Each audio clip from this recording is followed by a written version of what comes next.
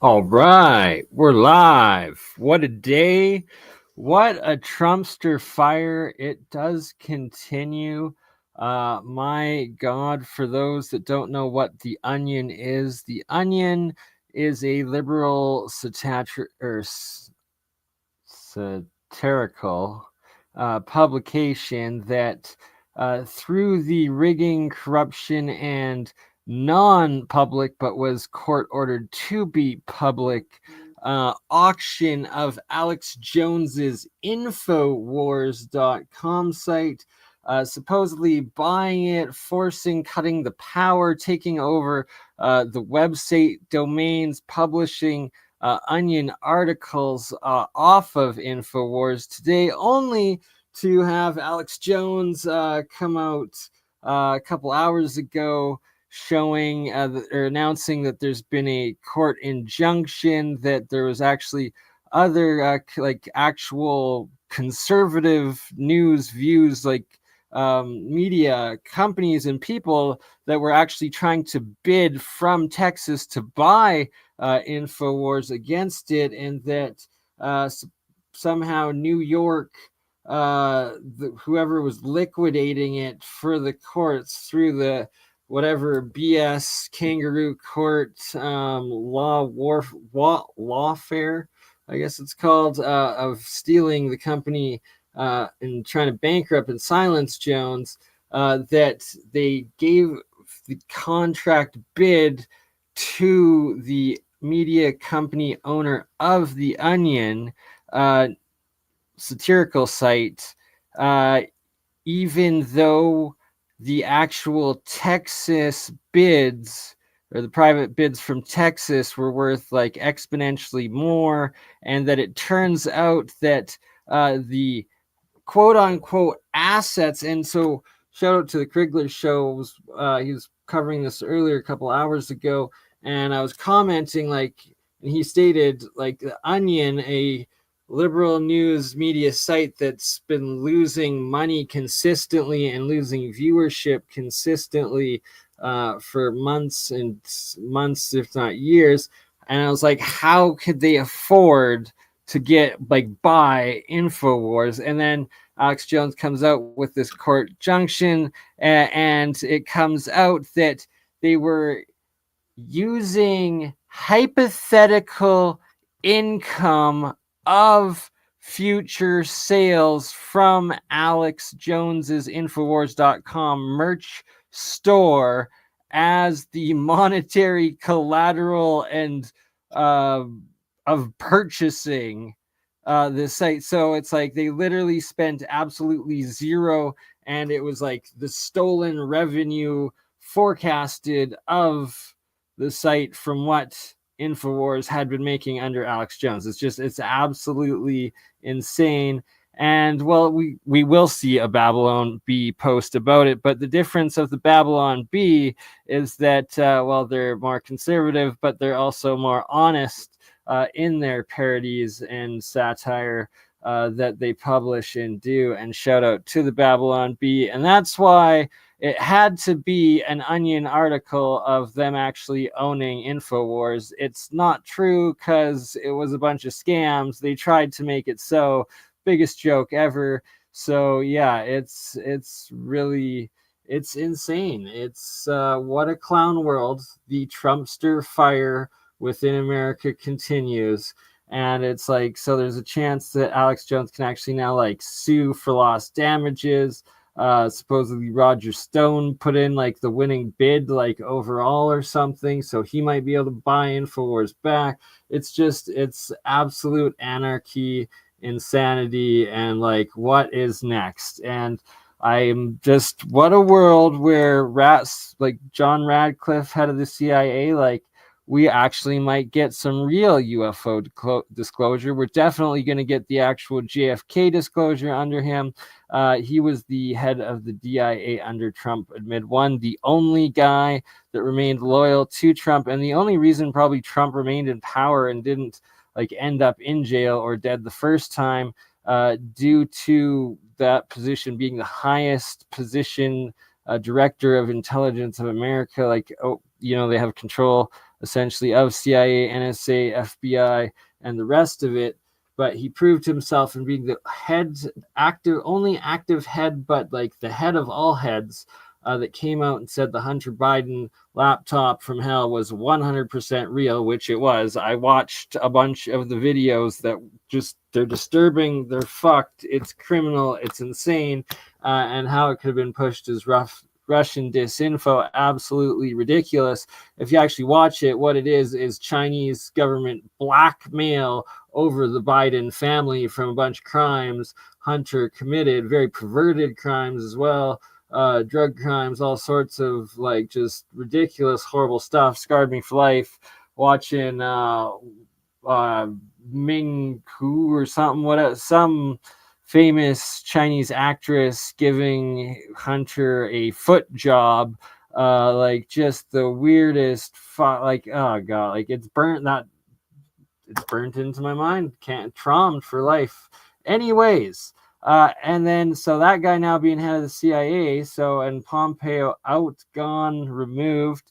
Matt Gaetz, he's a younger guy, straight Florida conservative, like Trumper, like young era Trumper guy that the DA or the attorney. So, well, anyways, named as the new attorney general. So basically, the head of the law department of America. Like, it's amazing. Some of the mess. Like, I'm very, very skeptical, and well, not skeptical. It's disheartened with the. I called it ahead of time that Trump's beyond pro-Zionist.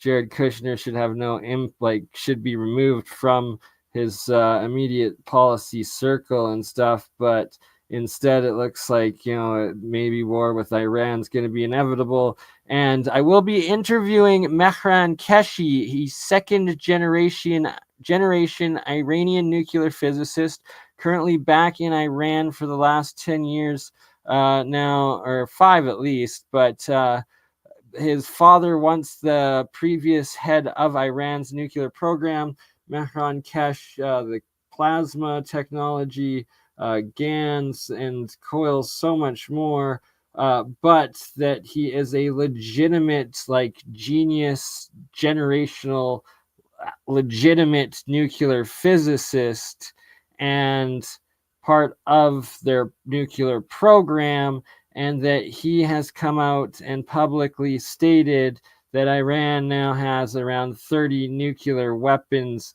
warheads built, and like as active backup, as deterrence against Israel's known nuclear stockpiles, so that it's like Trump trying to run and claim this policy of peace better not be a piece of shit Zelensky sort of deal.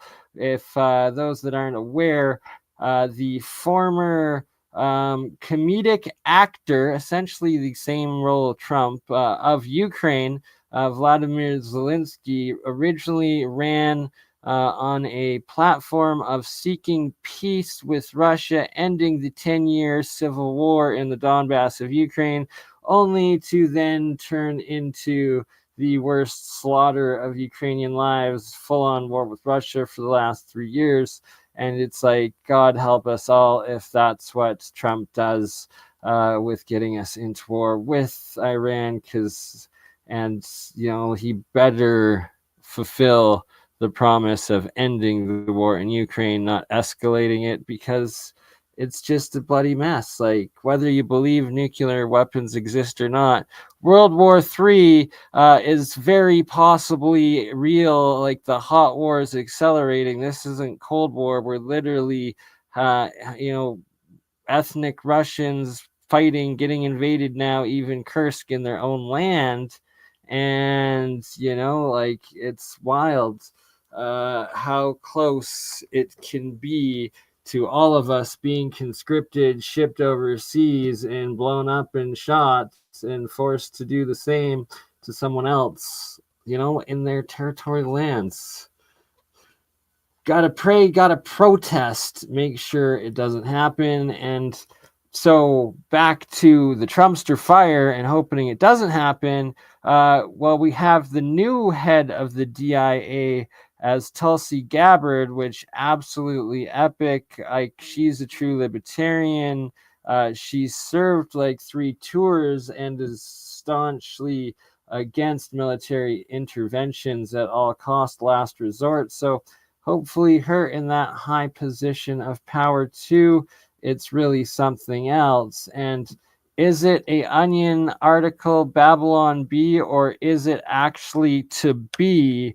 Will, after the demon rats, corrupt libtards, like actual fascist communist style kangaroo courts of New York that stole Alex Jones's company, where was I going with that? Oh, yeah. Will Clown World truly be fulfilled? And after him deplatformed, at least temporarily, could the Trumpster fire truly ignite the next level of revolution and fire and put Alex Jones in as the press secretary of the White House? My God, would that be hilarious and ridiculous? But who knows? You don't know. We don't know, but man, that would be something else. Either way, yeah, enough about the politics. One more thing I must go over and show, of course, is what's been going on yesterday. For anyone that thought that had any hopes of some sort of new UAP, UFO, USO disclosure happening at the U.S. Congressional UAP hearing, that definitely did not occur. And I watched all of 5 minutes of it because as soon as like the clip that or the part of the hearing that I tuned into that was on, within the first couple minutes, there was Miss Boebert, congressional woman Boebert, and just like it started off with, you having Lou Elizondo and Jeremy Corbell, aka the Cowbell, government psyops. But yeah, so I didn't have to begin with. And this is what the congressional woman started with. Hopefully you can hear it. Let me know. If not, I'll have to try to reload it. But this just crazy. This is how serious they are about it.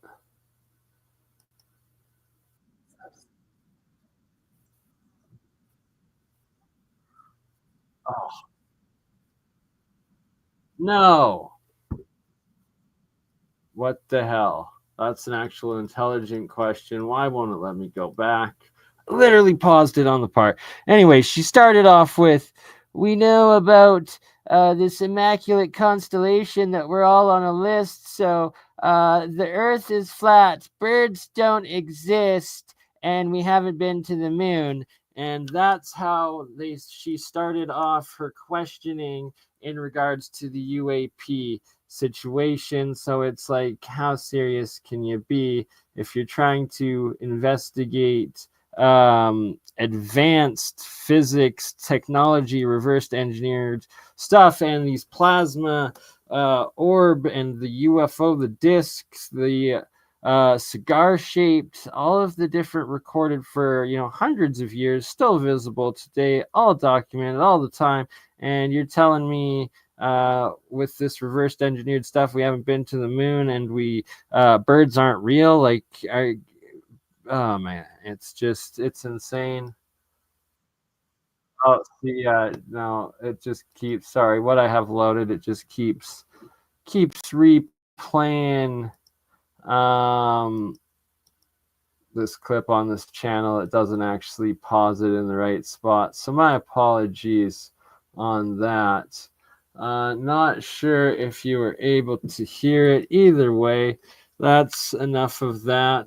because, well, what a joke it was.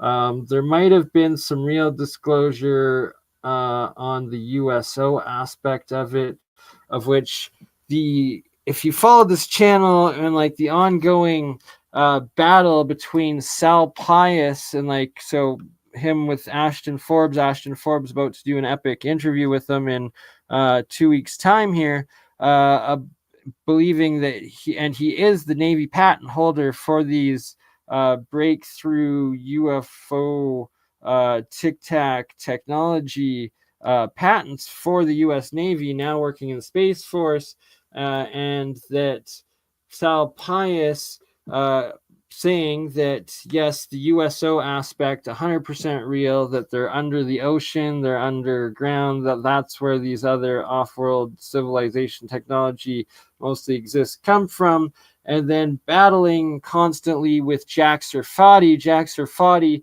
essentially trying, him and Sal Pius are like battling for the same super force patent and like recognition and potential Nobel Prize physics aspect of it.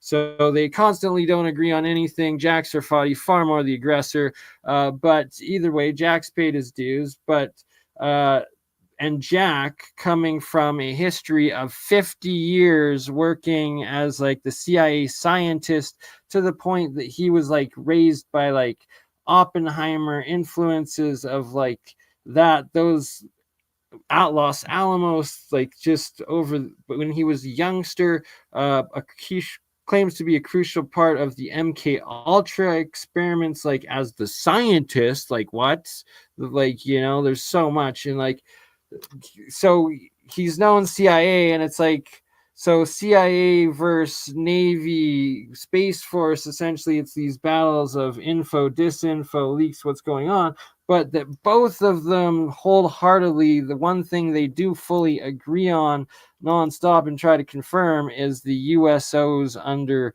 the ocean and the potential inner Earth aspects, at least the under the sea. Under the sea, but right, like, is Atlantis, are mermaids mermen? Is that what's going on? Is it like Sasquatch, the mermaids, Atlantis, and the trans-dimensional greys and reptoids all hanging out under the sea? Is that what's going on? I don't know, but that might be what they want us to believe. And shout out my man Hans Dietrich, brother, if you want to join in for a bit, we're 22 minutes in. I can send you the link if you're around. Either way, I got a little bit more to go over. Gonna play a 1-minute video here of today. I was harvesting a couple Alchemy experiments I had set outside before it freezes for the winter here, and brought in and harvested one reaction of a process that I was setting up for the second time of recreating this aluminum, translucent clear aluminum gel crystal nanomaterial. And shout out to Joshua Bertrand, wherever he is, hopefully still alive. He did have cancer, haven't seen him around in a while, but him stating that I appeared to be only the second person in history to reproduce this nanomaterial, the first being some mining processing company out in Salmon Arm, BC, doing it with zinc as an industrial byproduct they accidentally created. Point being, I did it.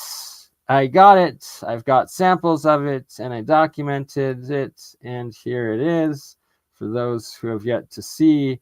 And hilariously, that looks pretty bad. It almost like looks like it could be drugs on a phone or rolling up a joint, but no, it is none of that. The exact opposite right here. This, you can see the droplet aspect right here, as well as like crystal shard parts out here. It fell off the aluminum rod. There's more on here. And yeah, let's see if you can hear it as I let it play. Let me know if there's sound.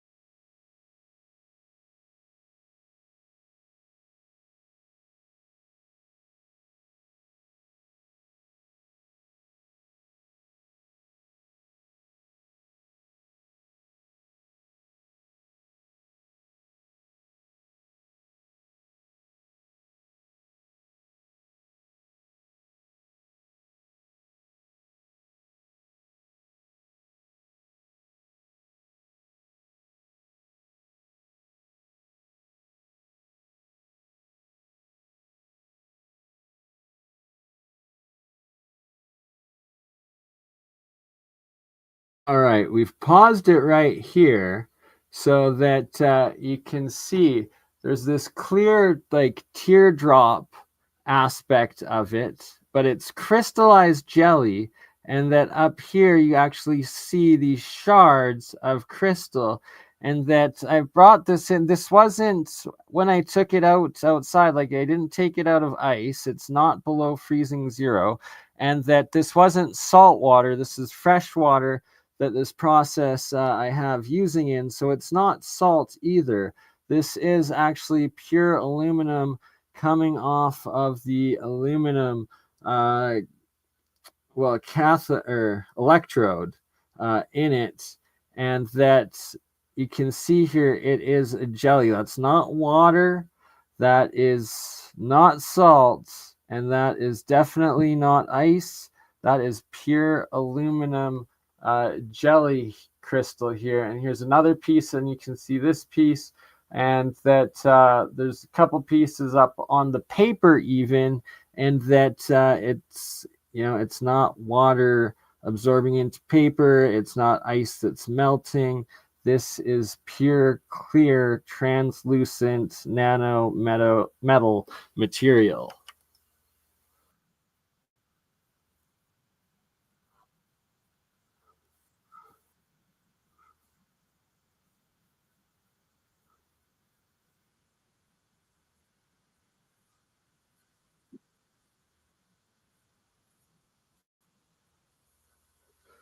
All right, so paused it again here, and you can still clearly see these shard aspects, still this drop, and that it's like balancing off of the phone screen. Like it's not like splishing out, it's not like a liquid, it's literally gelled and crystallized into a solid, and that it is clear and translucent nano metal material. And right here as well, you can see still on the aluminum rod. Yeah, so yes, this is like the building blocks of aerogel. That's what makes this stuff absolutely so important, and that essentially you'll be able to dry it out and 3D print it, and also layer it, nano layer coat metamaterial, superconductive outer and inner pieces and coatings and shells and whatnot of different superconductive anti-gravitic engines, drives, and stuff like that. That's what makes this so valuable.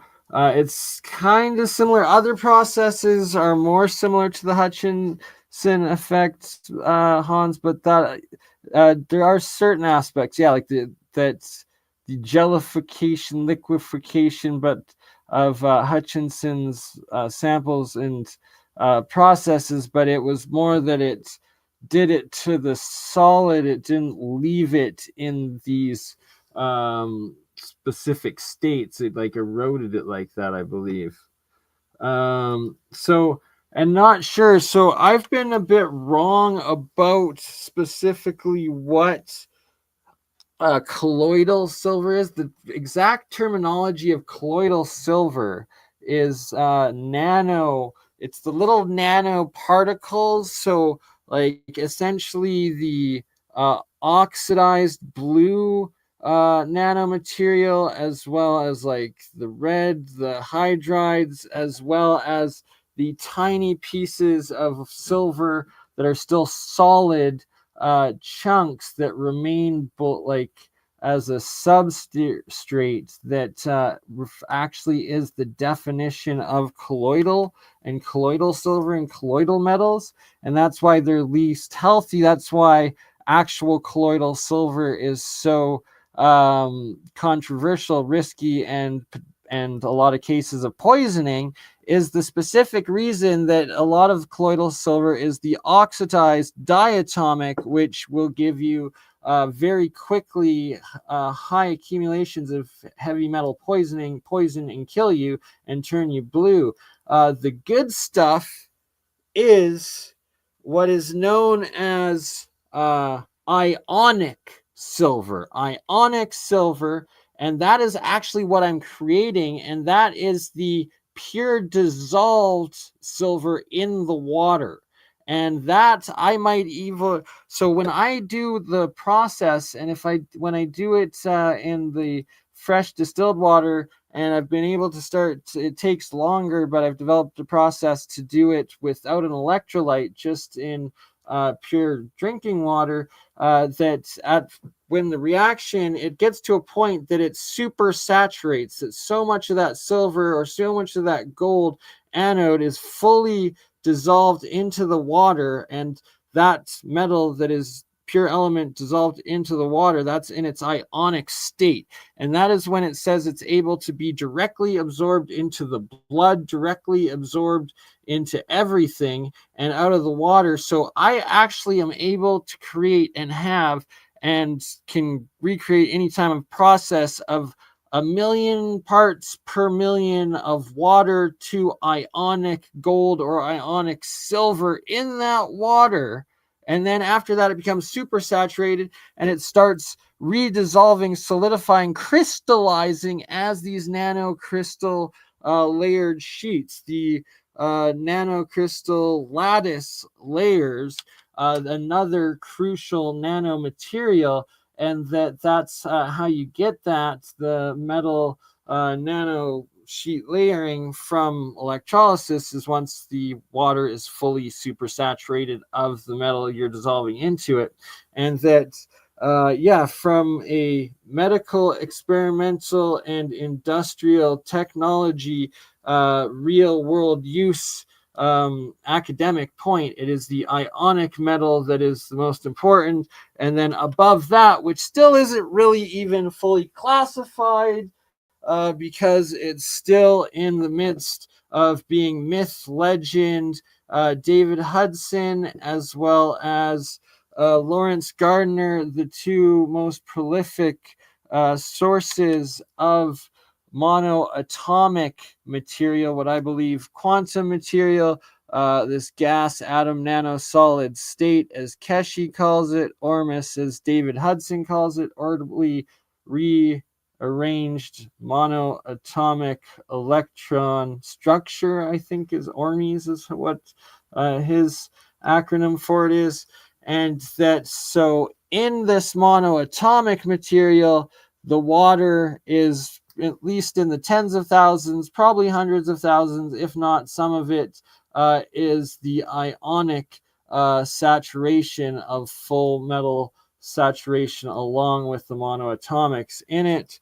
And that is what makes this stuff so absolutely powerful, incredible. And then we've got the purple state of monoatomic gold, a plasmid cluster, and that I've got it in that, also done it in silver as well as in zinc in the purple state too.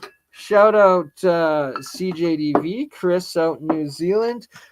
Still in the process of it. I am down to a 0.5 milligram of the Suboxone a day here. I just delayed it a bit as tapering the body further under my doctor's advice, recommendation, as well as the fact still trying to maintain somewhat of a regular schedule, as in tomorrow, the day after, I've got, well, this won't be a super late stream tonight as I have to be up in the morning. I've got 2 days of hard labor working, doing landscaping with my friend here for a couple of days, and then by the end of the weekend, my lovely partner Amber's birthday. Thus, it'll be shortly after that that I will be going through the full detox. Bernie, what other metals do you see expressing in these, or are these isolated? No, these are isolated. So when there's mixtures of them, it's because I've created it intentionally with a pure source of copper plus a pure source of zinc plus a pure source of gold or silver or whatever it is. And then when I claim something is pure monatomic gold, for instance, it's isolated. I've made it in distilled water with 24 karat gold anode, 24 karat gold cathode. That's the only metals going into this distilled water, thus 100% isolated, confirmed that that's what those are. Therefore, when saying that this right here is guaranteed isolated 24 or pure, aluminum, that's because I know that it is, and I created it as such, with the only possibility of it being pure aluminum, and that is the pure aluminum crystal.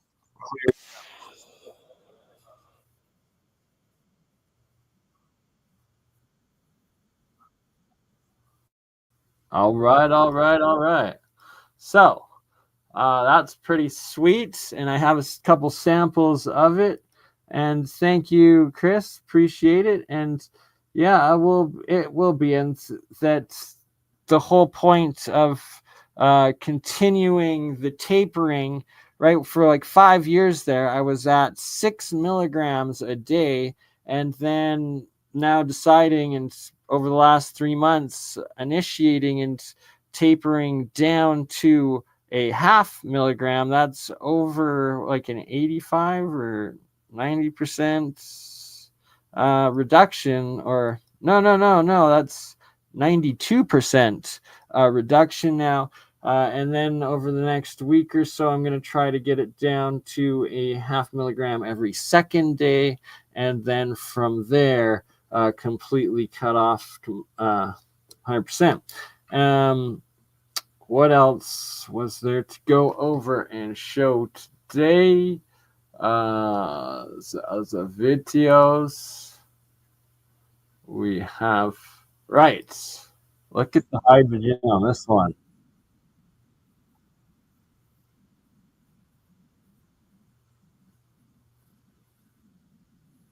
Yes, sir, I do. If I Let me know if you can still hear the sound.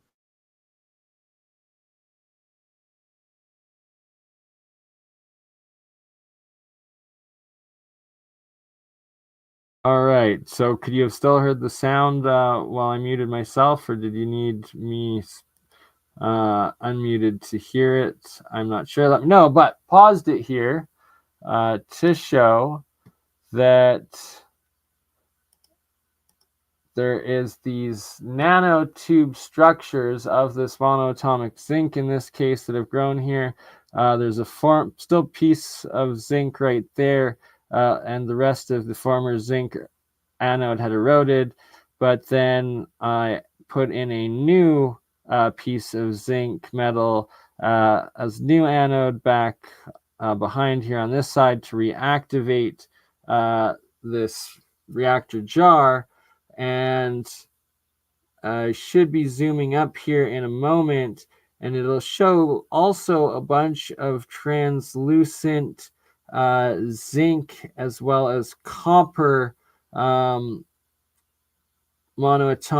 or metal, some sort of nano metal material that is clear and see-through, but also how it self-structures, organizes, builds structures, layers, as well as then exclusion zones of water, and how the charge and electromagnetism builds, organizes itself, and structures itself throughout.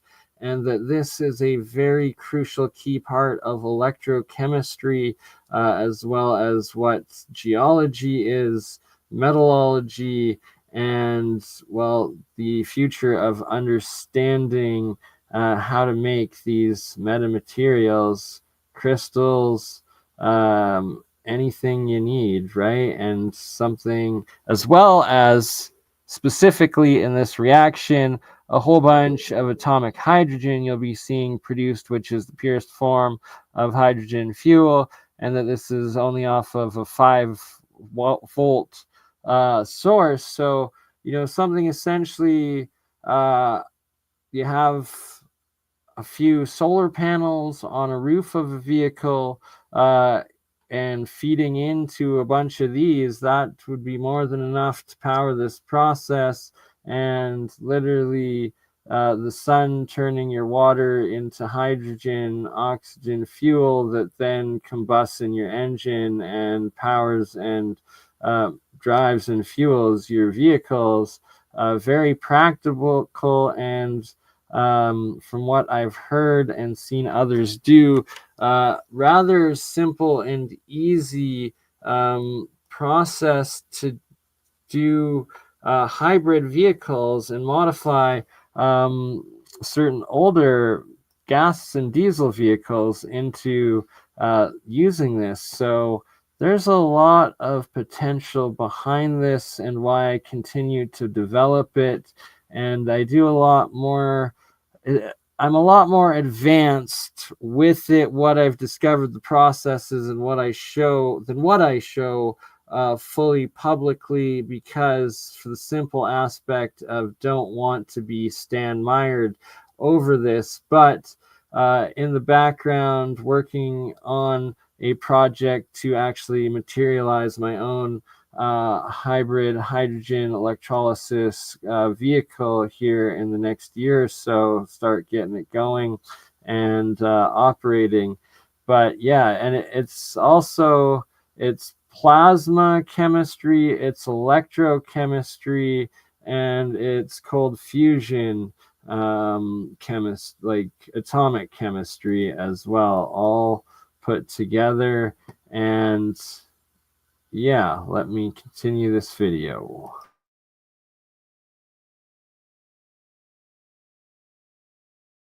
Can you hear it?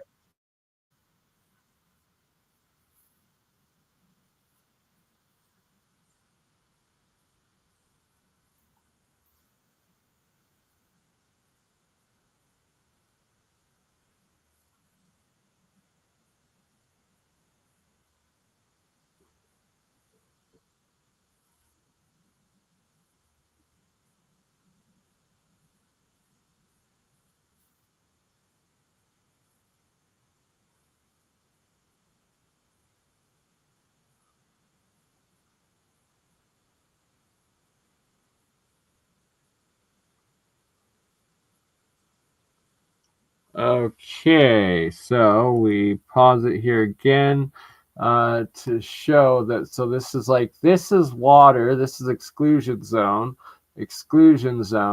and then from above the anode, we had the nano tubes that formed down, built down, and then this translucent structure all the way down to bottom, connecting to this bottom layer of monoatomic material that rests about an inch above the bottom of the jar, creating one exclusion zone at the very base of the jar, a layer of monoatomics, then an alternated other inch of exclusion zone, clear water. So when I say exclusion zone, it's excluded from any other particles whatsoever, whether it be a gas such as oxygen or hydrogen, or a monoatomic, or a particulate, any nanomaterials whatsoever. It is simply pure water,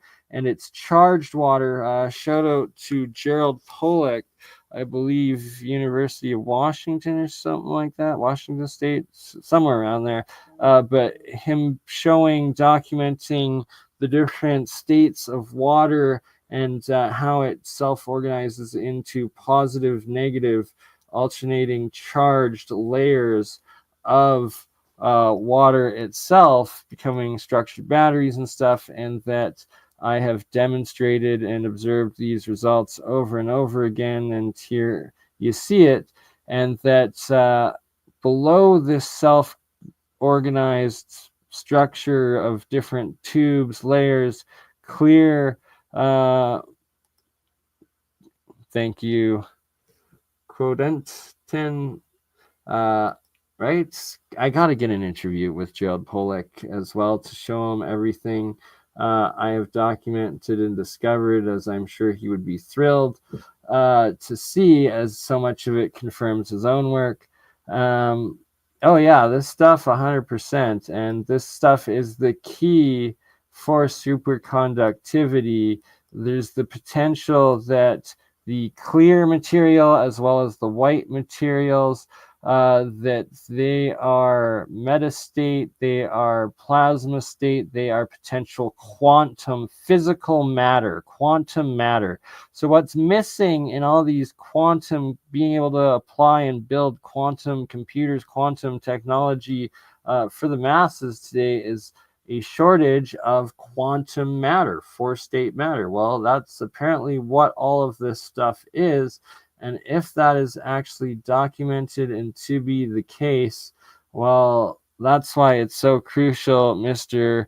Bernie Conkin here, the crypto alchemist, BurnEye, Mind's Third Eye, ScienceGuy, does this properly and gets the commercial patent, because literally, if this is quantum material and I have developed all these different processes of manufacturing this quantum material at extremely cheap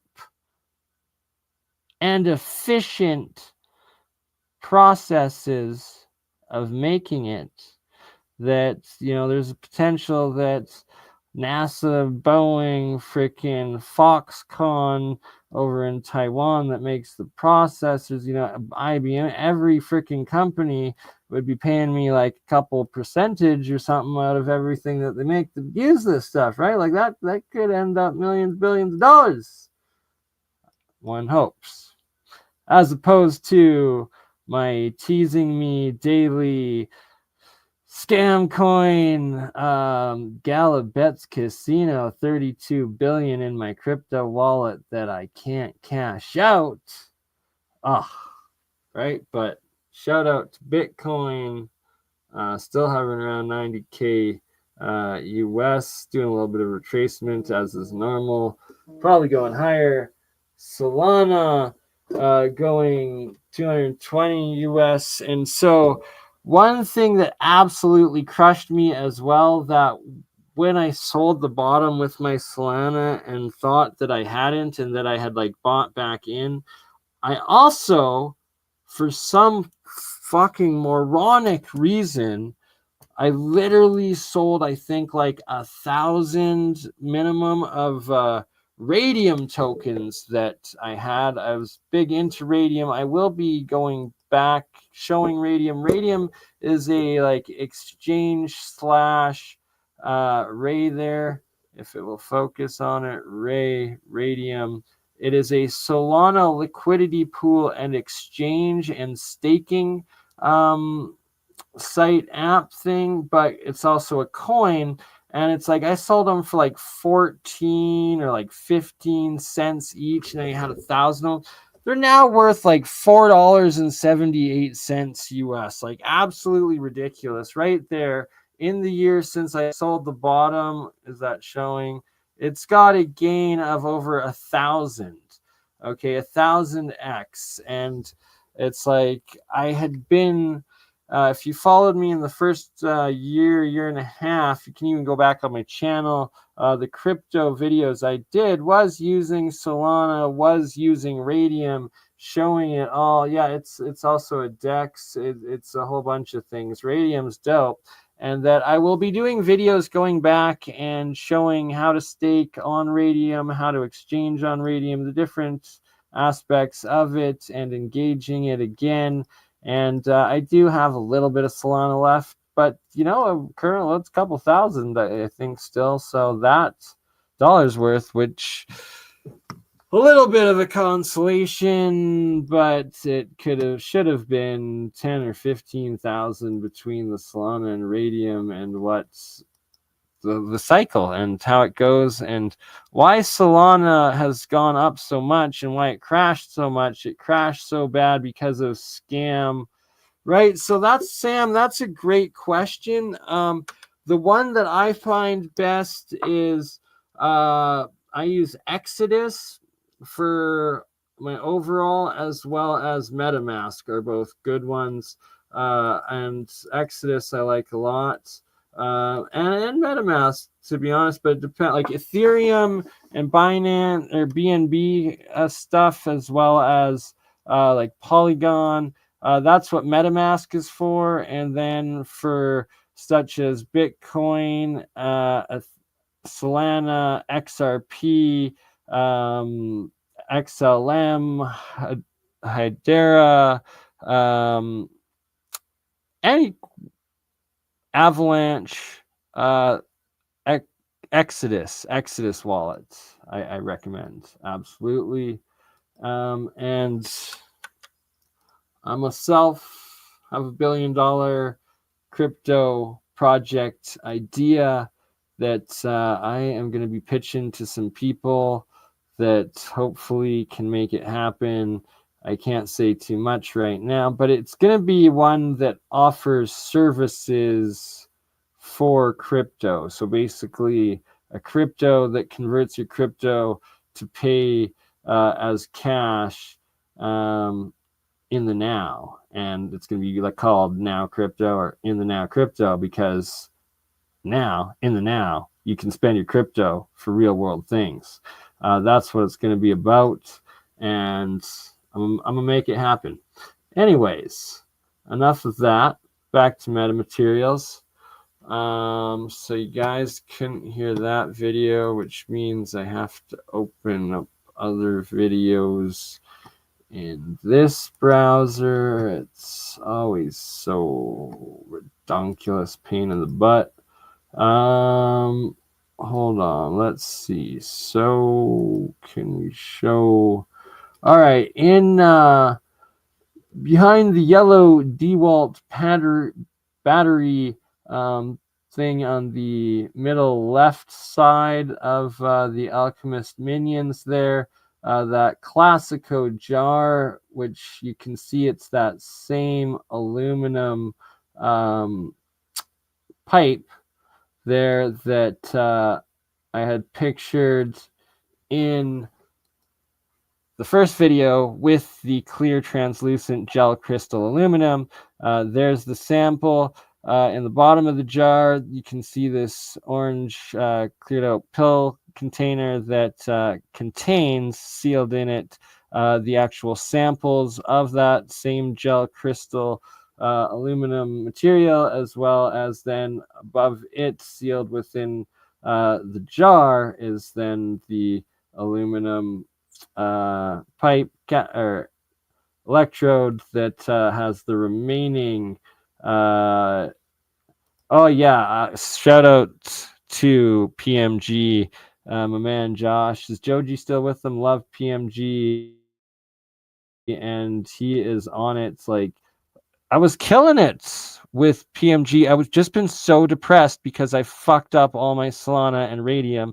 Thought I had bought back in. Sat there for months watching it going up, being like, "Yeah, my money going up, my money," and then finally checking it, and it was already at like Solana back at 100. And I'm like, "Oh my god!" I've been depressed over it. Been depressed, but it's time to get back in it. It's time to make it happen, and enough of crypto for today. Looking at the metamaterials. What else? What else did I have to show play for all of you today? 53 minutes of 45 seconds in. Maybe we will go with some pictures. Yeah, pictures of Alchemy sound good. Let's give some demonstrations of different experiment projects that I have designed, documented, put out some more real science. Now, is this picture going to load? Here we go. Just slow. It's just slow. That's all. Is that?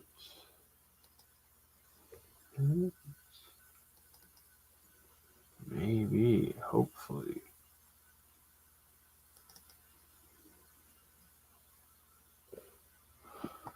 Okay. Okay, yeah, we got some good ones. All right, we got some good reference materials coming up here.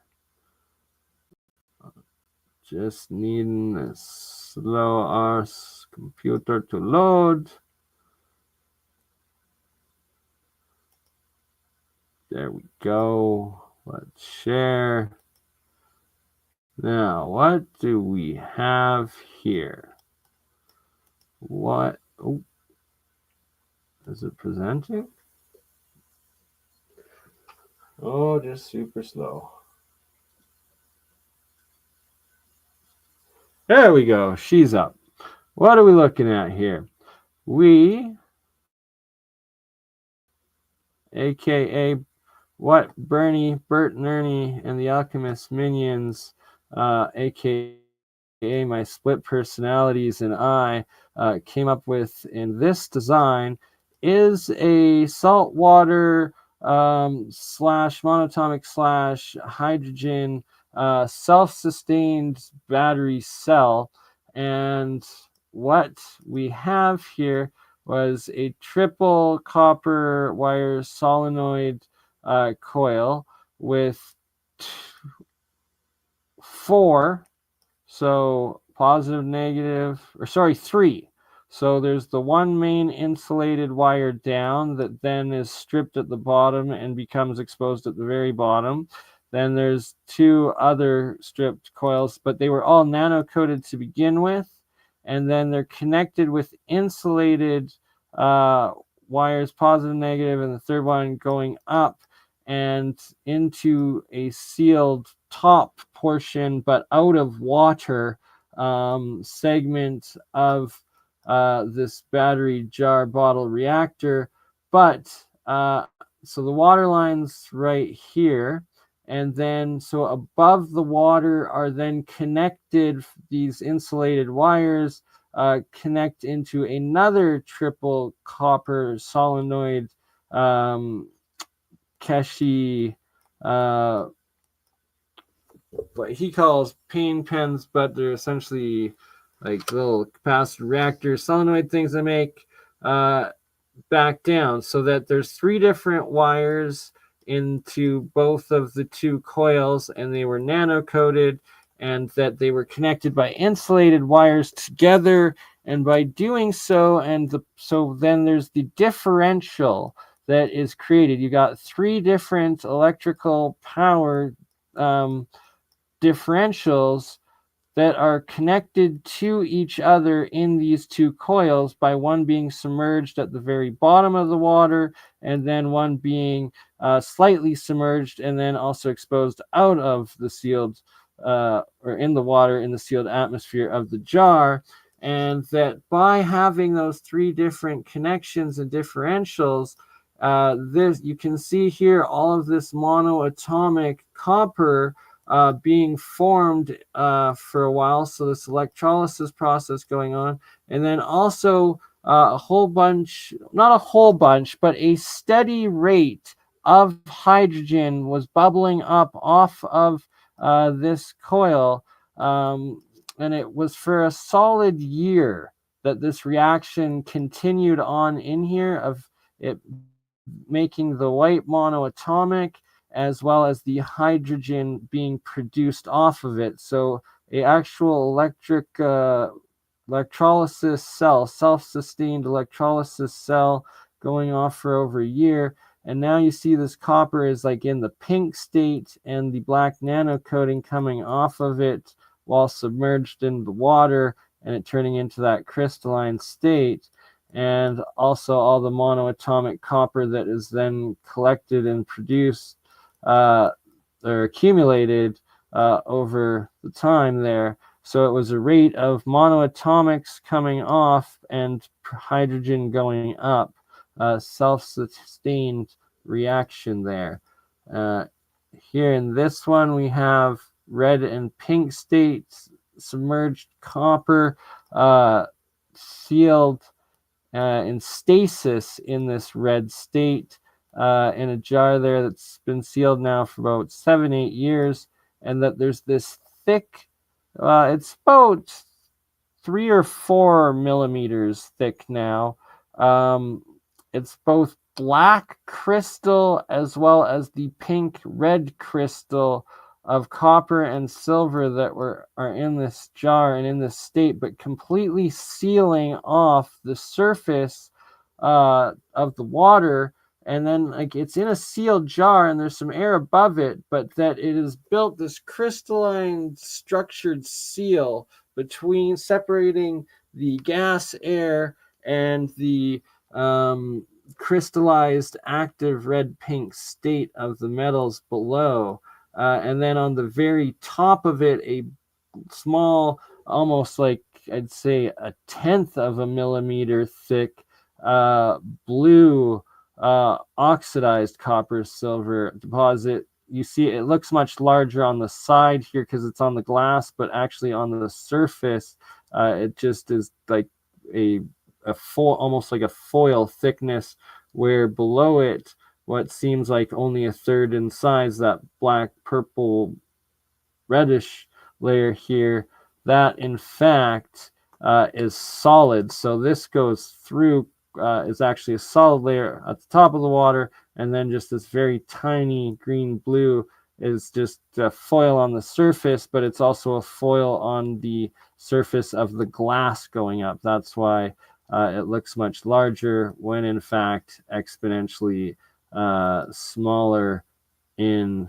mass and size.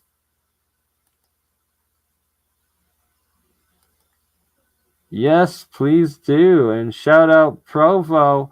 Also, go subscribe to Provo, my man in Utah. Good Mormon influence, you know, and it's the values and it's the style and it's the soul that comes with it.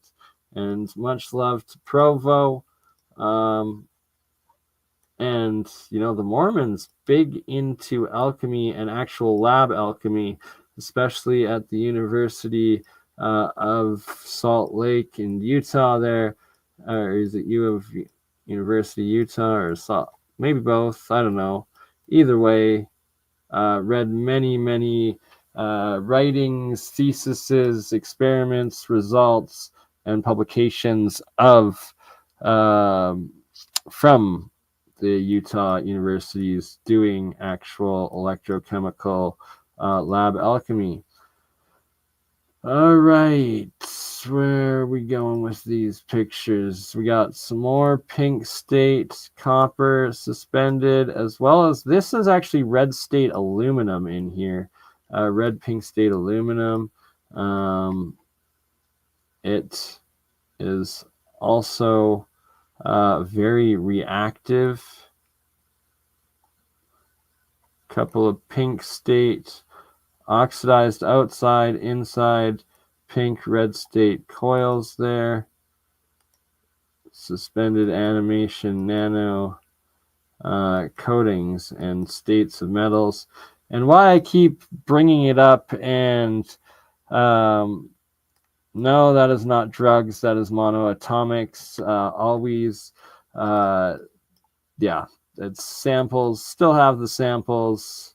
Hopefully I don't get raided by the government, not the police, but rather like special labs or something, CSIS, who knows. But the stuff are samples that I will be sending to actual scientific labs. Don't confiscate it as national security, and it is not drugs. You can come test it. Don't knock down my door. I will happily surrender some for any lab that wants to test this stuff.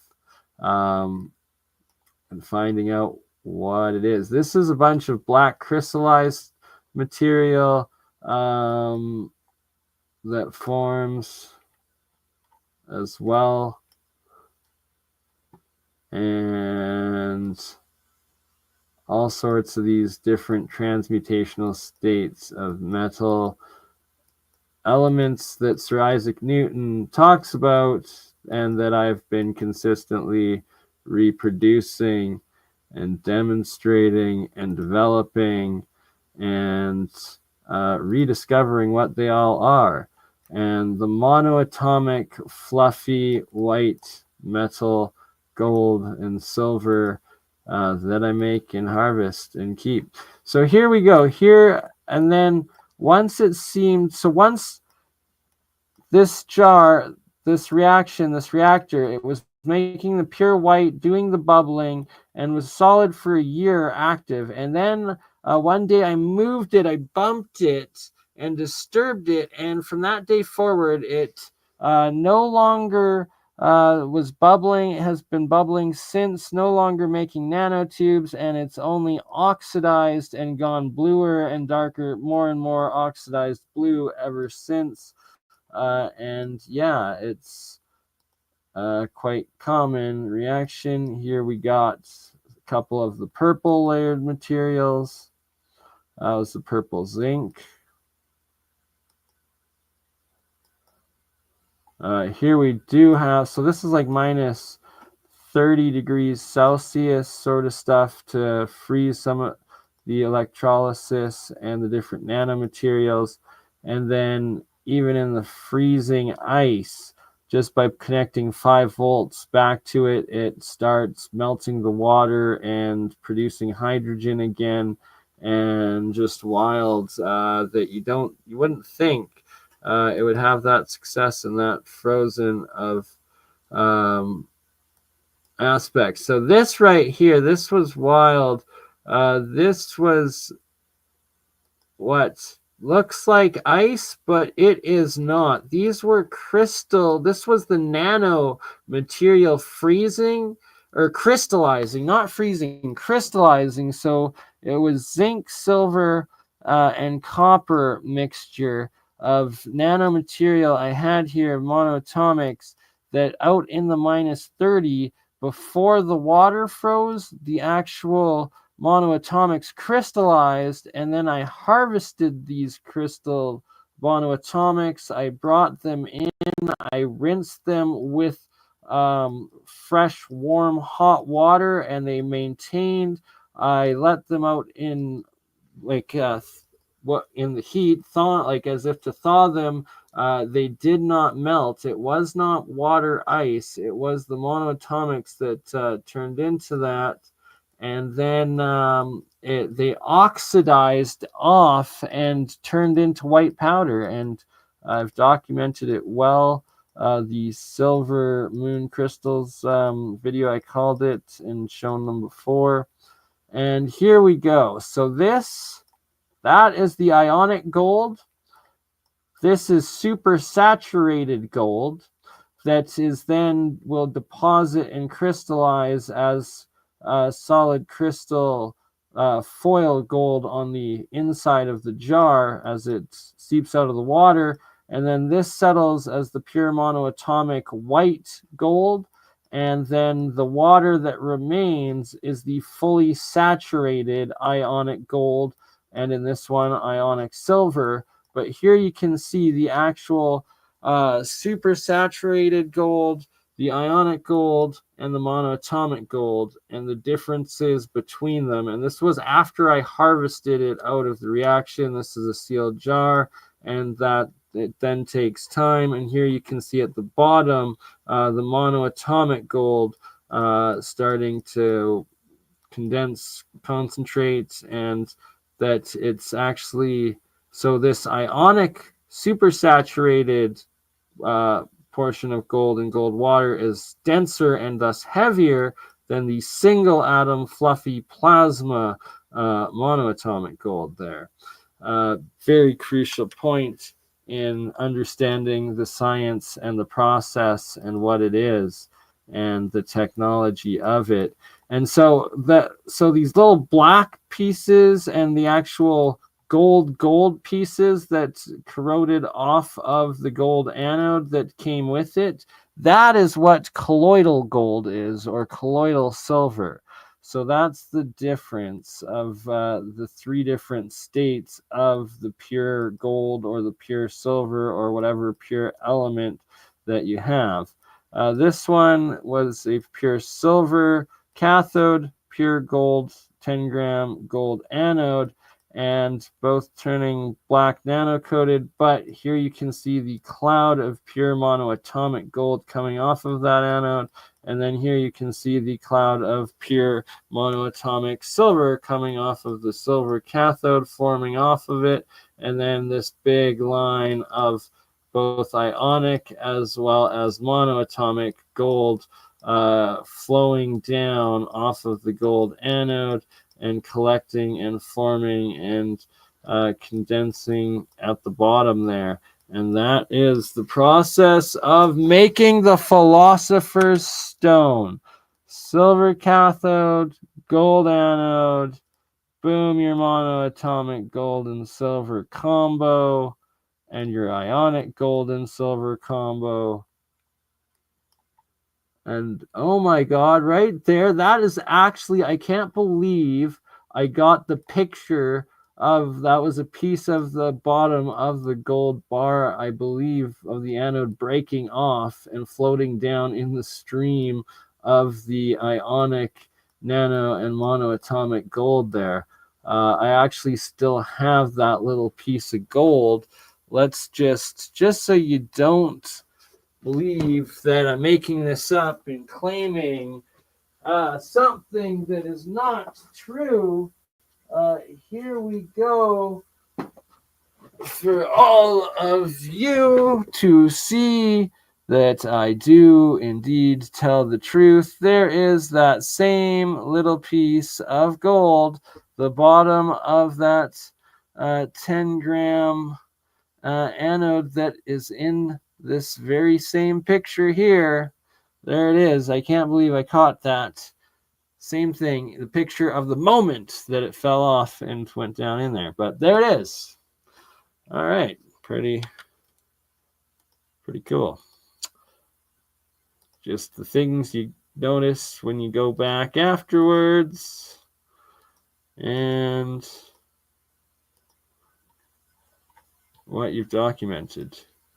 So that there, obviously a reflection, but this being part of the black nano gold stuff that came off of the anode, cathode, gold, and silver. And sorry, so this is a, oops, to go back, this was a second reaction that I set up where it was silver and gold. This harvested monoatomic gold and ionic gold. It was the first reaction that I did, and it was a silver gold anode and a silver gold cathode. But I literally used up half, like, I think of 5 or 6 grams of the pure 24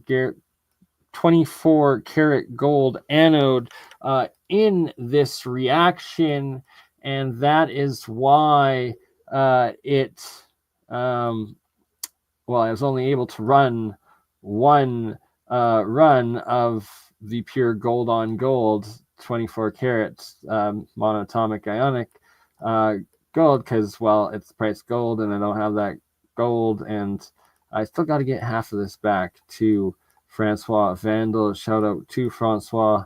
I still have your section of the jars of the stuff set aside, actually right next to these guys right here. Let's see. Well, it's to the right of them. No, behind Bert and Ernie there. There's one jar blocking it, but that jar is yours. But then there's 5 others of the pure purple gold and white gold and nano gold jars that I got to ship to you,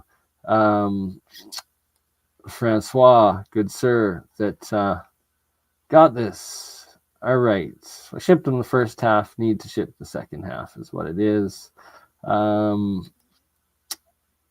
Here you go. So to the very right side, you see a couple bottles there, and they're actually purple, and they actually have some gold, nano gold on them. Let me show you. Still sitting here, still documenting, and so you can see this layer that still remains of actual gold and purple gold. You can see the actual crystal gold up here. That's still this nano gold that was the supersaturated ionic gold that crystallized and formed, and then all of the purple gold at the bottom.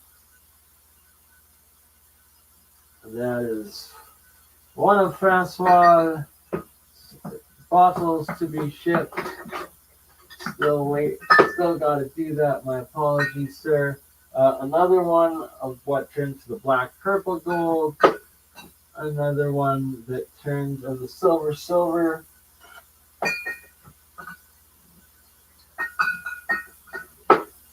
And there's one or two more there, I believe, of the silver that I also must get back out to you, good sir Francois Randall, one of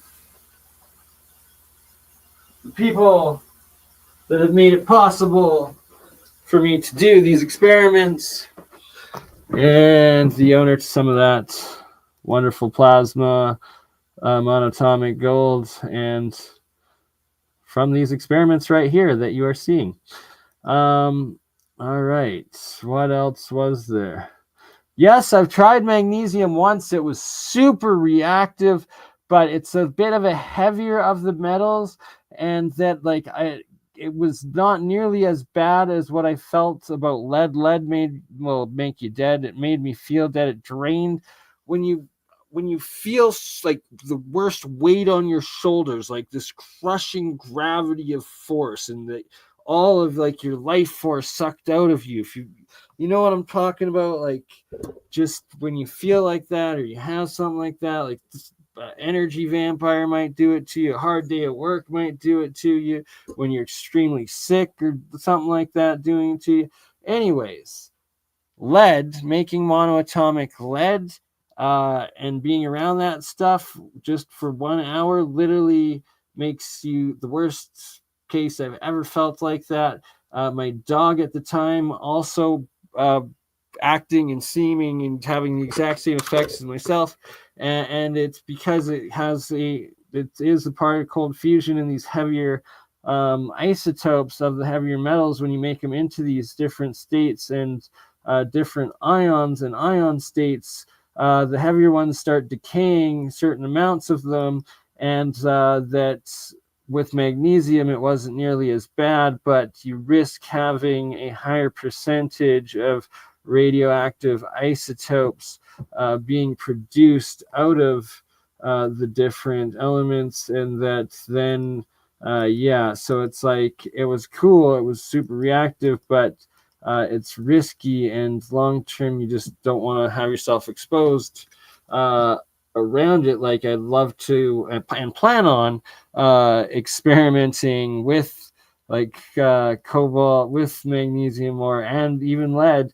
but in proper lab environments, and not in my own garage at the time, or my backyard, or my basement of my family home at the moment. It's like, it's wild, it's cool, but certain things will risk to kill you, and those are some of them, and it's wild stuff. All right, what else can we show? This picture of some of the pure monoatomic silver. After harvesting, it was a silver maple anode, silver maple cathode reaction that made this one, and then harvested, and you can see, boom, pure monoatomic silver. So that is million part per million solid single state atom silver, and then this cloudy clear water of silver is the ionic silver dissolved in the water simultaneously, and more of the monatomic stuff, and the stuff at the bottom even looking a bit translucent there. Yeah, it's, and here you see most of it floating, very little at the bottom. And the first couple rinses that you do after harvesting this stuff, usually the majority will actually stay at the top and remain at the top. And just slowly after each rinse, separating from the atomic hydrogen and condensing, collecting at the bottom. But yeah, and then by like the 9th or 10th rinse, as you get the salt out, and then involve in creating ionic silver or gold water, that is what I actually drink myself and use on, have been using for years on the agricultural plants experiments and stuff. The monoatomic material will always go to the bottom, no longer floating at the top. Makes your plug, what makes your pee glow in the dark? Cobalt? B12? What? B12 infinite energy glitch?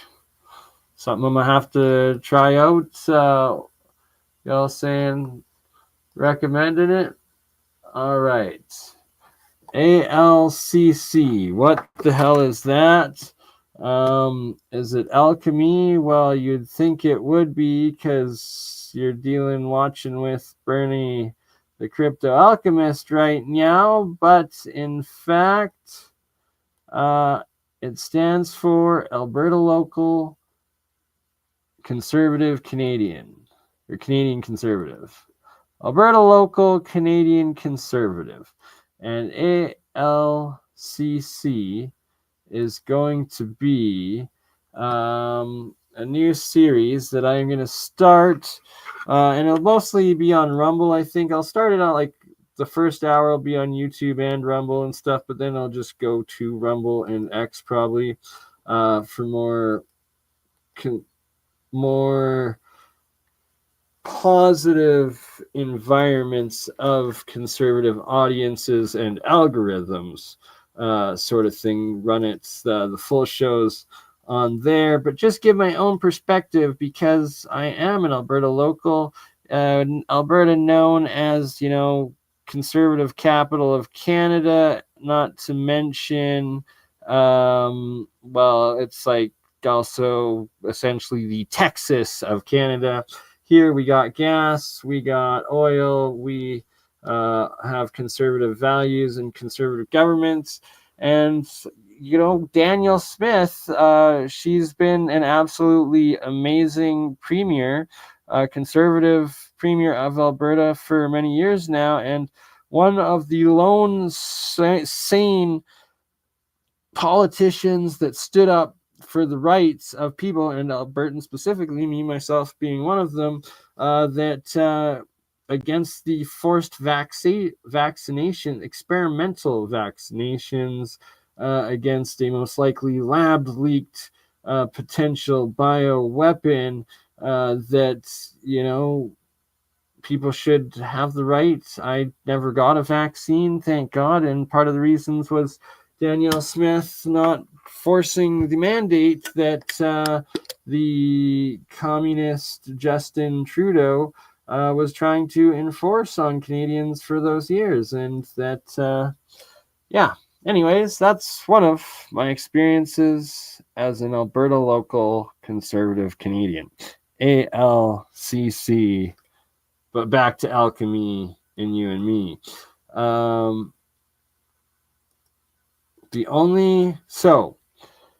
Hopefully we have reached the tipping point. The Trumpster fire has crossed the Rubicon. The pendulum is swinging back into the favor of the right.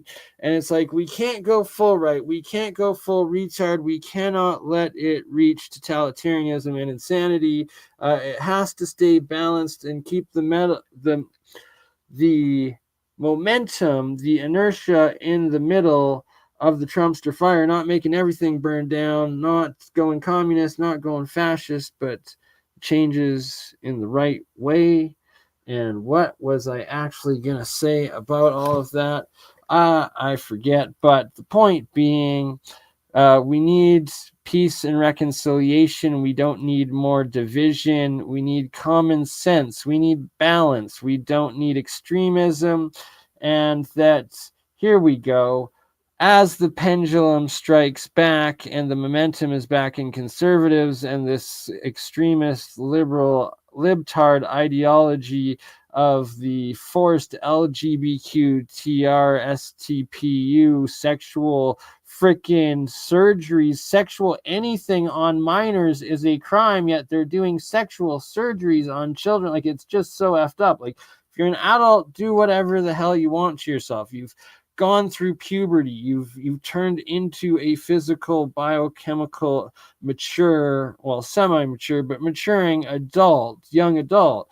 You're no longer a child. You've hit puberty. You've gone through it. You know your sexuality at that point. So whatever you want to mutilate yourself, that's your own business. As long as you keep it in the bedroom and like your household, like, not doing anything illegal, there's nothing wrong with whatever the fuck you want to do yourself. That is like essentially a true conservative middle ground conservative view, right? But it's the lost generation that has happened.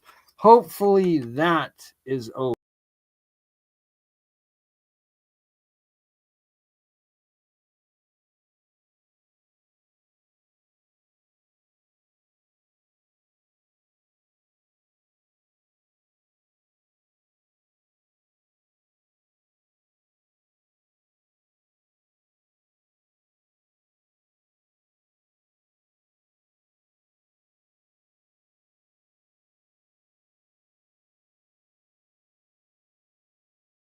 Well, that was strange. So I guess we will move on from the lost generation and ALCC and leave the politics for other platforms. But yeah, that was really weird how that cut out. But now that I'm back, we're an hour and a half in. What else can we finish this off with today? What else do I have to say? Let's find a little super clip to play of. No, we don't want to risk getting a strike by playing some Associated Press. I was gonna play a little bit of the UAP congressional hearing, but it's been a pretty solid hour and a half presentation and stream so far of all my original content. Why risk getting that taken down? So let's not do that, and let's find a video of my own that I can play instead, and we will not get this striked, and it can remain up for hopefully indefinitely. One very annoying thing in my life that happened recently. My new phone, so the phone that I've been recording all the higher def pictures and videos and posting, and that I had yet to replace my old shitty phone with the SIM card as an actual phone, but I've been using for all doing filming and stuff. It somehow, like, small little crack happened, but it absolutely shattered and broke the touchscreen aspect of it, which really effing sucks. So my quality of photos and ability to record from the phone has dropped back down drastically, which really sucks. So hopefully for Christmas, or if there wants to be an angel out there, help me out to get that replaced. But in the meantime, I am now using my tablet a bit more, and I will be getting the crypto going up on here, reinstalled, and doing more streams and recordings on how to invest crypto, how to use it, None of it will be financial advice, of course, but I will show where I lost and where I made money and where I'm at today, and just be open and transparent about it, because that's the best thing anyone can and should do. All right, so what's trying to share here? What, instead of looking at my face, let's look at what Bernie is looking for to play. This is Crypto Alchemist, my live section from about a year ago. Like, shout out my man's Hans. Round 2, part 2, Woo Woo Wednesday. We're at least 30 episodes in now with my man Hans. And shout out to Julia. She's been busy working job date bartending, I believe, lately. Hopefully have her back on soon. But my man Hans Dietrich was on last night, was on last week. Woo Woo Wednesday, episode 30, and Hans Dietrich in the live chat tonight. Year ago, Drop of Stones, round 2. Why not go check it out? If you have yet to see Hans' presentation on the Drop of Stones, he's even written a book about it. If not, too. Also, shout out to Tartarian Truth, Shem Jacobs. We've been talking. He's been also working early a lot lately, so he hasn't been able to be up late to do a stream, but we are planning a stream together very soon covering alternative history, updates, and the ridiculousness of the whole Jason Breshears Crypto Alchemist somehow claiming I'm named as a snitch in a Texas court document, like trying to frame Jason of Archaics or something. Just absolute insanity, ridiculous, and doomsday cult shit going on over there. So we'll cover that a bit. And also shout out my man Paranoid American Thomas, and all his nightly streams now with Donut, and their launch of Illuminati comic book and the success it is having. We're going to have him on again very soon too, and be diving deeper into alchemy, symbology, and doing some live AI art aspects. Now, the video I am trying to find to play. Shout out Eric Hecker, and I still got to do the full episode of the Eric Hecker Dutch Sense, and just Eric Hecker in general, Antarctica disclosure, the neutrino detector, the off-world civilization or faster than light technology, base station essentially that Eric believes to have documented experience down while working a year at the South Pole, and the Christchurch earthquake that he testifies was created from the mass neutrino array in the South Pole station, that they were responsible for it. It was an experiment, and it was a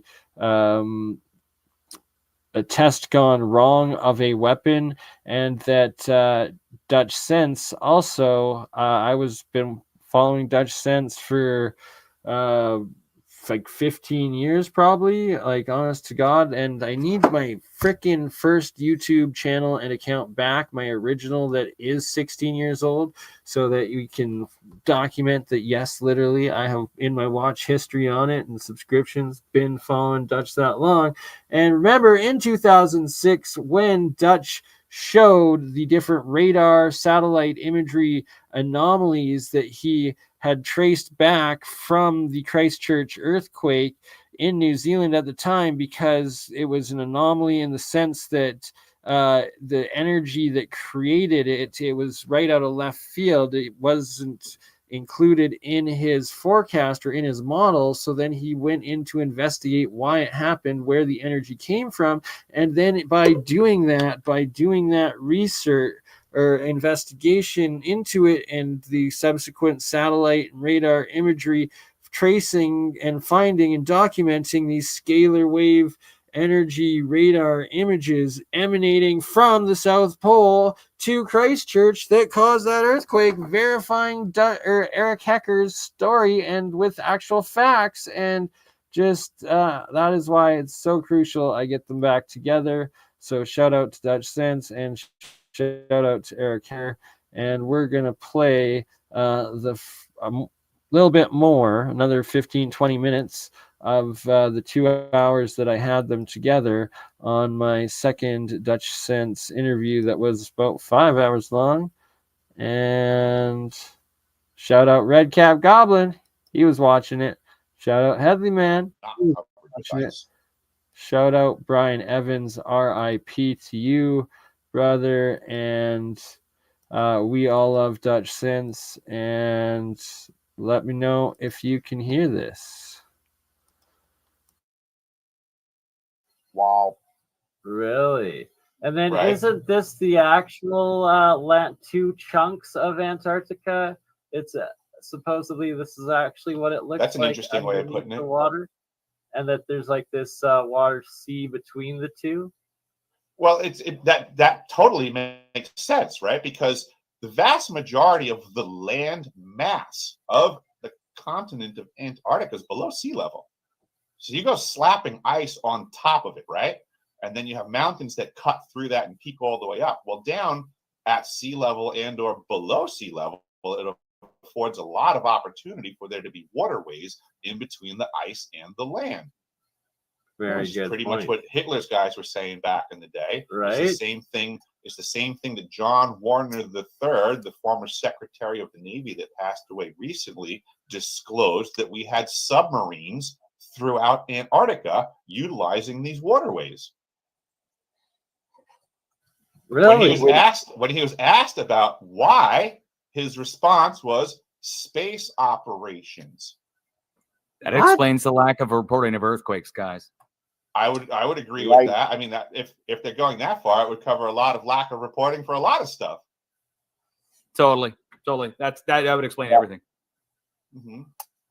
My mind. Once you add submarines to the mix, everything's quiet. It's the silent service. Literally, that gets into the submarine base out in the middle of the Mojave and the supposed connection from the West Coast to the Mississippi River, where they put in a little power, and out the other end comes picowatts, which is an insane amount of energy.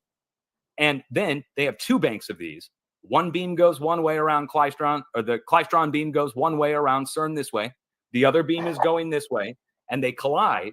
And where they collide, that's the scalar. And they call it the scalar Higgs boson that they're studying, where they collide the beams and shoot particles together. Same thing's done with an X-rad. But it's over a vast distance, and it's only 1 million watts, so it creates a tornado instead of ripping the Earth apart. Yeah, they use electromagnetic resonance when they're doing that. Those cross frequencies are like look for this, guys. Look for the radar stations to go into pulse mode. All you have to do is look at the non-quality control feed from the NextRad, and they censor these out, by the way. They take out the pulses, so you don't see them because they call them anomalies. Quality control, they call it. I'm sorry. Quality control. Got to take it out. But if you look for the pulse, watch for the storm to hit within 72 hours. Hail, severe wind, damaging. The Weldon Springs NextRad radar here in St. Louis has been wind hit 100 times since I've been watching. 105. And the tornado. So, what Dutch is talking about, his biggest discovery that got him in trouble, discovering that these NextRad radar stations, literally the radar, the X-ray radar ionized magnetic beam traveling up into the storm clouds, it ionizes the water, the mist, the moisture, the cloud, and creates rotation. So it literally triggers these tornadoes and massive hailstorms, but always these twisters by firing off and powering up NextRad radars. That's one of the biggest discoveries that Dutch Sense made, and it's one of the biggest reasons why, like, the U.S. Air Force, USGS, and the establishment hates him, is because he's exposing this, like, mass, like, liability slash also now classified and further developed and weaponized aspect of ionizing, rotating weather and increasing the rotation and the power within these storms and triggering them. And that I myself, over the last 10 years, since like hearing Dutch talk about this or longer, it perfectly explains in Calgary, Alberta, where our airport with the Next Rad radar is right at the northeast corner of the city, and then there's this next town north of Calgary, Airdrie, like a city suburb outside, but between the airport, just outside the airport, and that there's literally been like 50 or 60 twister tornadoes in just like outside of Airdrie, just south of Airdrie, in between the airport and Airdrie, right around the airport, and that the north side of the city and Airdrie always get hit exponentially harder with these storms, with crazy sudden downpours, and with the largest, craziest hail. And it's because of the Next Rad radar firing off and the ionizing energy of the clouds. And it's been weaponized, but it's just an inverse effect of them using the radar for actually air traffic control and flying the managing the airport and stuff, right? But that is it. Hits the center of the transmitter in the Dutch's National Weather discovery. Service office when they don't misdirect it. They can totally control it now. So they can stop the tornado as much as they can start it, but do they? No, usually don't. I've seen that they let it hit the National Weather Service office because they don't want to admit that they're causing the rotation to begin with to come into the center of the rotating transmitter that's transmitting 750. Anyway, that's called heartburns. Because I got in big trouble for talking wouldn't about it. be a conspiracy anymore. Guess who manages the next rad? It's why you will always The U.S. Army. U.S. Army replaces all the components in your next rad, and the U.S. Air Force. At the Air Force Base, it's the Air Force guys. But it's the military. They maintain all the next rads across the country because it's part of the WSR-88, Ronald Reagan's missile defense system from 1988, when they rolled out the next rad radar in 88. It wasn't just coincidence. It's freaking Ronald Reagan missile defense, baby. We're shooting down that stuff as fast as we can with the scalar. And so, have you considered you were observed directed energy weapons warfare? The DWO, the Directed Energy Weapons Warfare Office, right? Is that what you're talking about? Oh, I'm saying what you witnessed. Have you considered that you were simply observing directed energy weapons warfare? Oh yeah, definitely. It could even be that our radar stations. It's a battle. That's what's they're fighting each other. There's people fighting each other with directed energy weapons. There could be a third party up above punking our radar. I've proposed this, that it might not be us causing the tornado to come to our transmitter at all, that it could be either from an outside source or even on the ground, somebody punking our radar, giving it too much energy in the electromagnetic field, doing the same thing, but from like hitting our radar with it, and then that causes a tornado to form, and it comes in and hits us. It could be that too, yeah. It definitely could be. It could also be in space. Yeah. I'm obligated to inform you because of the dates that you threw out there and your question. You threw out that you said December to January 2010 to 2011, correct? I was at the South Pole Station and we were commissioning the Ice Cube neutrino detector from construction to operations and maintenance. We, if you check the dates for Christchurch and the earthquakes that happened then, we did that. You're talking about these systems. This is what I'm disclosing. The Ice Cube neutrino detector also transmits. It is the world's largest phased array transmitter. It is a directed energy weapons system. My crew caused the earthquakes in Christchurch because it was the first time they were firing it and they were attempting to do something and they messed up. So they corrected fire. I don't doubt that the systems that you're talking about weren't hot and ready for us to do what we had to do. I'm certain everybody in that environment was paying attention to everything to get it dialed in correctly. If BurnEye wants to go to my website in the archive section, he can pull up my DOM document, which is my evidence from the university, basically the manufacturer's specifications for the ice cube neutrino detector state that each of the I'm actually glitching out a little bit 5,160 right now. DOMs, each one of those DOMs can So, transmit at up to 2,047 volts AC.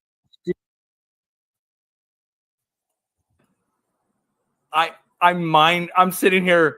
I'm breaking out in Wow. slight sweat. Hold on. I'm Woo! trying to find people that understand what I'm saying, but most people I talk to about this, I I know. understand. This just man goes right I here know fully exactly what you're understands saying. what you're saying. Wow. So, Eric, You're if you talking want mass to get scale a interferometry. private chat to your website, Oh, I'll I'm get full Dutch screen to somehow. pull this up. Did I click a button? I must have clicked a button. I think I'm full screen. No, I did. I highlighted you. Oh, okay. I'm like having a mind-blowing All moment. right, boom. So, right there, that's where Eric discloses that his team was responsible for that. And right now is where Dutch is about to say how he's mind blown because he also documented that. But before we get into or continue with that, I think. Is it going to be good enough quality? No, it's not close enough. Oh, you can kind of see actually right in the middle of the what looks like a cinnamon stick in that jar. On the right side of it, you can see a jelly crystal clear dewdrop. And yeah, it's about 1 centimeter in size, and that is one of the samples of that clear aluminum crystal jelly that I reproduced, and one of the samples that I took of it today. And there it is, live on camera for everyone. And on this one, oops, you can clearly see I shook up some monoatomic. That one is both silver and zinc, 50-50 mix. Pure white monoatomic element material. How fluffy it is, and now watch it settle here over the next 10 minutes as towards the end, as we end the stream here. But it's so wild just how it acts, how it like defies gravity, and how just fluffy and special and amazing monoatomic really are. And back to Dutch, now disclosing how he documented the Christchurch earthquake. Here, like he's telling me, I'm like, amazing. Wow. So what you're saying is that's mass scale interferometry directed.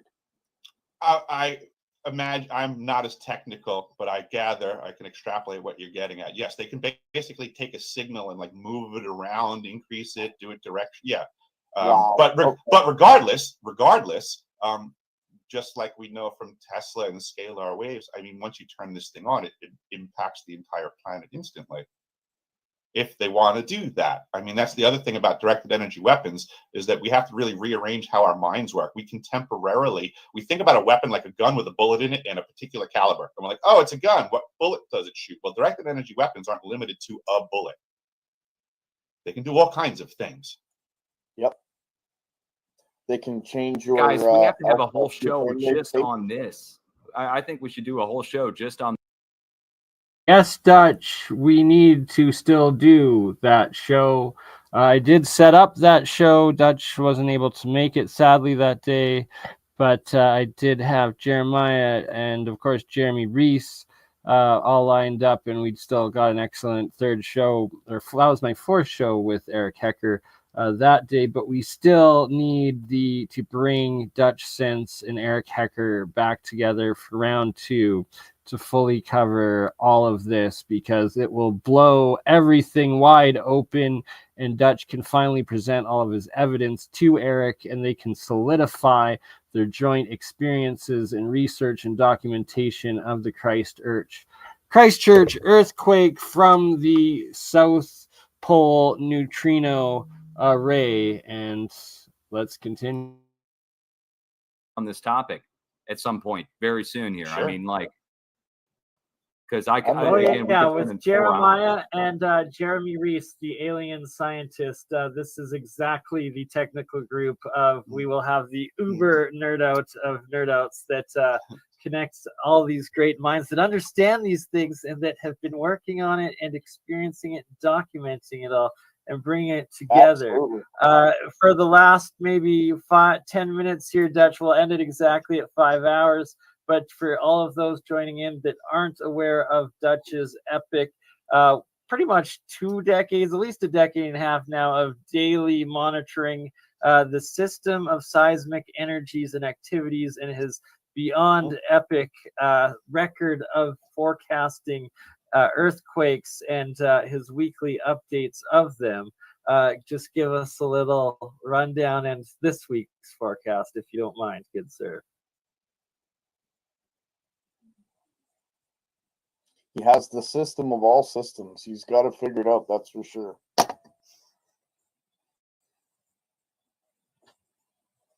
I'm just happy because I believe he's familiar with the earthquakes that happened in Christchurch back then. Oh, yeah. You know, you mentioned the Christchurch earthquakes. That is very, very interesting because FEMA was down in Christchurch in the hours leading up to the Christchurch, and then they took off an hour before. Back then? Yeah. FEMA was down there. Wow. Just by chance, they said. Just by chance. By the way, By the North Island. Yeah. The Yeah, North by Island chance when we turn on the ice cube detector. Yeah. I'm starting to get. We're going to have to. You and I have to talk. This is so intriguing to me about the neutrinos and everything. This is projecting and transmitting a phased array down in the ground. Man, we got to talk about it. Mm-hmm. I mean, the ELF is on as well. I confirmed that myself. There's an ELF system there that they state is off, but I went right to the breaker panel that supplies it. It's on. That is. I mean, my God, I got to get down to Antarctica. You ready to go? Let's go. We're gonna get a cruise ship. I'm gonna get a cruise ship. We're gonna all go. They'll sink it, of course. Let's Don't worry. Contact Mr. Beast for round 2 for him. He can pay for it. YouTube can pay for it. Exactly. I would love to go down at some point, but I don't think they'll let me come back. Now, just real quick on the seismic, for instance, New Zealand, we had warned New Zealand, the North Island, for up to a 5.5 and warned the central part of the island of what we call the catcher's mitt position, which looks like a catcher's mitt here. And it just got hit within the past couple hours at 2 hours ago. A 5.3 to 5.5 just hit our warned area in New Zealand. You can check it off the list. That was one of the spots that we had issued the warning. But the way it goes is the earthquakes start down below the plates with the deep quakes, and then they spread out and away and spread across the planet. I've got a whole video on this. I don't want to bore everybody here on your stream with my kind of update, but I'll tell you, we are watching on the antipode to the opposite side of the planet for new 7.0 level activity that we were watching for last week. I haven't issued the forecast on this yet. This is going to be in my new forecast in the next few days. Probably today or tomorrow, I'll be issuing the forecast. And we're going to issue a new warning for a 7 to strike in Greece over here on the west side, far over from Turkey. And it's the antipode of the 7 down here. And this gets to the whole opposite sides of Earth thing again. This gets into what happens when it goes through the planet and comes out the opposite side. But we're already moving down here. New Zealand already got hit. New Zealand's North Island's been hit. And it's going to go through the planet. And we're going to see new activity on the opposite side. Again, back and forth like a tennis match. But it really, I think, this gets into the neutrino detector and what's down in the plates. This gets into very low frequency and transmitting through the ground. Piezoelectric energy going through the crust. And that's just, my God, we could go on and on. But the forecast is going to call for that. My current forecast also calls for Northern California to be on watch for a new 5. That's not a big deal. We got 5s already coming in and 4s off the coast. That's not that big of a deal for California. The one where everybody... Alaska. Well, actually, it should strike east of you in Yukon, where the 2 rings are overlapping over here in Canada. So just east of Alaska, we should see a new 5.5 in the next 4 days, 4 to 5 days. Break off right here where the 2 rings overlap. I think that's Yukon. If not, that's right at the Alaska border. Right, Alaska technically comes down all the way down into here, but and then over to the west, the Aleutians. We're out back in the Aleutians, but right now I think let's look at the smaller earthquakes. This is a real-time forecast, guys. So for my guy up here in Alaska, we have a line of earthquakes coming off. It looks like a ramp jumping up into Mount McKinley of just hundreds and hundreds in the last 2 days. This is a big increase in the number of earthquakes up in Alaska. We call that a frequency increase. So like we're kind of, if we were beating a drum, right? If we were beating a drum, we've now rolled into a snare drum roll. And there's so many, but this is next to a volcano right at the ocean. And I think that's Mount Sitka. Mount Sitka, I believe is the name. I'm going on memory. We may see a new volcanic blast in the next week out here at Mount Veniaminoff. I don't normally forecast eruptions, but with all the seismic going on here, I'm thinking new blast out at Veniaminoff. Then after Veniaminoff, that's right out here where my mouse is, a new 5, which shouldn't be that big of a deal either. It'll be out in the ocean next to a volcano that just erupted. But the middle of the whole mess is where I'm going to look.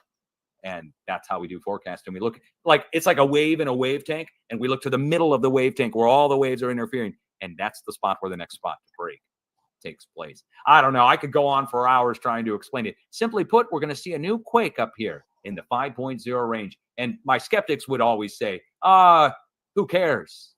Right? They don't care on small earthquakes. We only care on big earthquakes. And so 7 over in Greece, it'll be the first. So pausing it right there, and for those that are new to Dutch, he was quickly just going over his, at the time, his weekly forecast and showing how he monitors all the earthquake activity, and then he calculates it into a distribution system, and then has discovered this energy transfer cycle across the different tectonics and masses and areas, and then is able to and has consistently for literally put out at least a forecast a week for the last like 12 maybe 15 years now, every single week. And he always gets like a minimum of like at like, this is like being like overly harsh, of like 70%. Usually it's probably like 80 to 90% accuracy in his weekly forecasts of where you're going to see large quakes and how often and when. And like, you're not supposed to be able to forecast an earthquake whatsoever, yet alone an 80% accuracy of all the earthquakes that happen within a week, yet alone continuously getting that same accuracy over and over every single week for over a decade and a half now. That is why it's like, it's absolute insanity that he's attacked by the establishment, that he's censored, that he's been smeared as disinfo, as a conspiracy. And it's like, the reality is he's a genius with this amazing scientific discovery that literally saves lives, that literally accurately forecasts earthquakes consistently for a decade and a half every single week.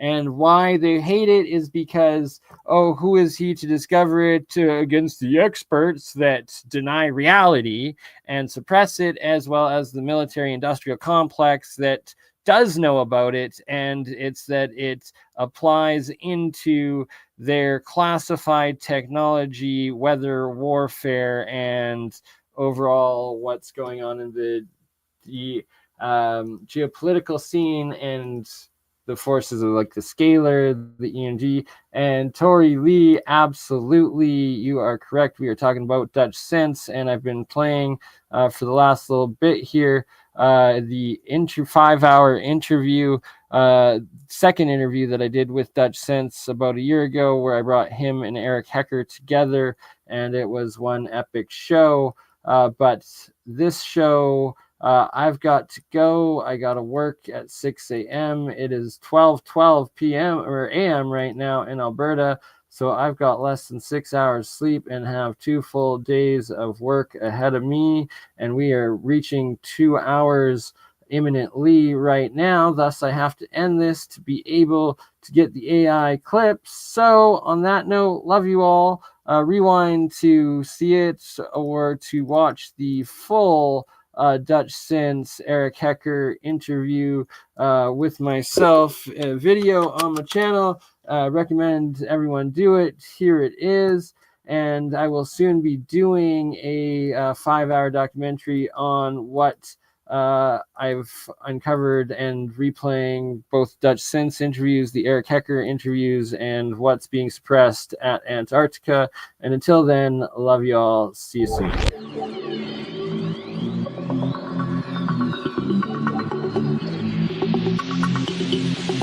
You crazy mother. Yeah.